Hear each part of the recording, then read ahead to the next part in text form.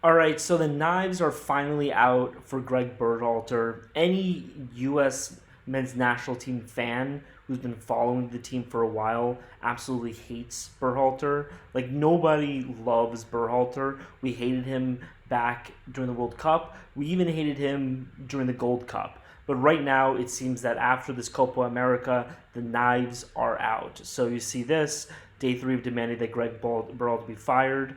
There was a segment on ESFC about him having loser mentality, signaling the Panama score. U.S. Soccer Corner, and then the big thing, the big news is American Outlaws has issued a statement saying that Greg Berhalter should be fired, which is pretty much pretty insane that happened. So I think it's pretty clear that Greg Berhalter is going to be out at this point.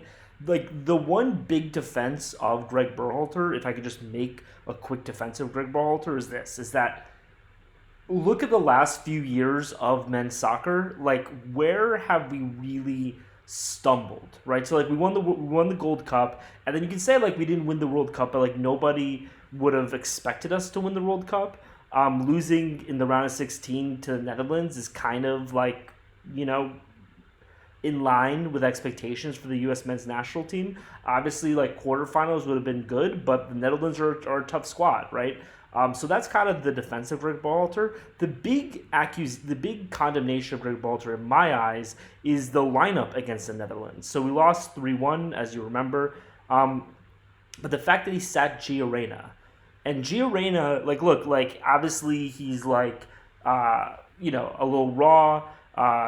He needs to, figure stuff out. But Gio Reyna, besides Christian Pulisic, is probably one of the most dynamic and exciting players on the U.S. men's national team squad. The fact that he allowed a personal beef between him and the Reynas stop Gio Reyna from playing is just absurd. It's absurd.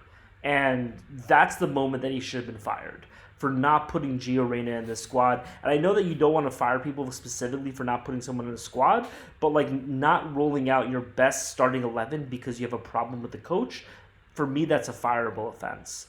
Now, Tim Howard, has put it out there that he'll fly to Spain myself and talk Jurgen Klopp into coaching the U.S. men's national team. Obviously, as a Liverpool fan, I'd love to have Jurgen Klopp coach the men's national team. However, I am not actually sure that that's the best idea. Obviously, it's better than a lot of other options, and so we should, go with that, if we can't get anybody else.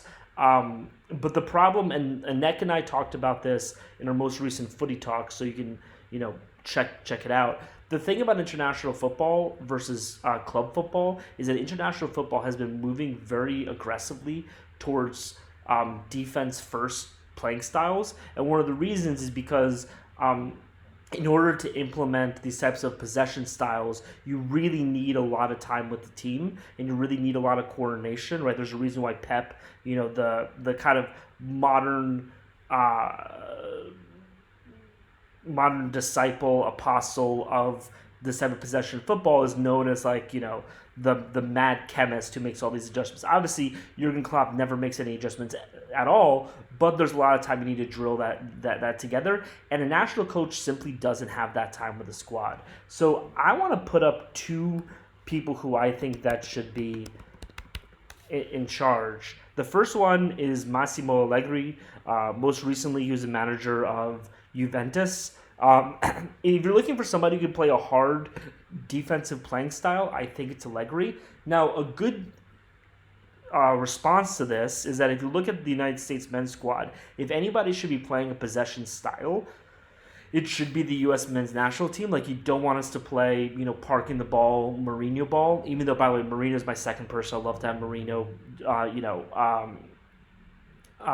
managing the team. You can't really rely on Ream and Zimmerman the same way that Allegri was able to rely on, like, Chiellini. I will say, though, like, as a counter to that like, you could still play really tough defensive ball with a strong midfield and a strong attacking core, right? Like, it's not a question of, of being on your back foot necessarily. Like, you can attack defensively. And the best example of this was Switzerland versus Germany in the World Cup. Like most of the time, the ball was in the midfield, right? So if you have this sort of like attacking defense style where like you're defending in an aggressive manner, then you can really control a game, put the other team on their back foot and disorient them and then win the game. I don't think that Jurgen Klopp can really manage that. And the problem with Jurgen Klopp is that as much as I love him, and again, I'm a Liverpool fan, like if he didn't have Virgil van Dijk, you know, we would be giving up a lot more goals, right? And Tim Ream and Zimmerman are not Virgil van Dijk, right? So again, personally, the guys on the job market, I think we should go after Massimo Allegri. Obviously, we need to get rid of Greg Berhalter. We need to get rid of him 2 years ago. The fact that he was hired back is kind of crazy, but hey, this is where we are.